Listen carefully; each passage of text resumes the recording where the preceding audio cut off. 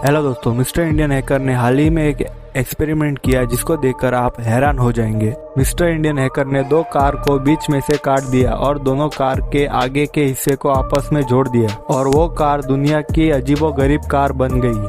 और उस कार में दो इंजन लगाए हैं, दो स्टीयरिंग भी है और दो ड्राइवर भी ड्राइव कर सकते हैं।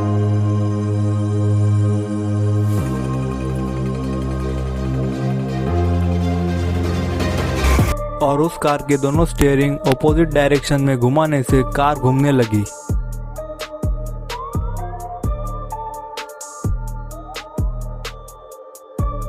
अगर आप भी मिस्टर इंडियन हैकर के फैन हैं तो लाइक, शेयर और सब्सक्राइब करो।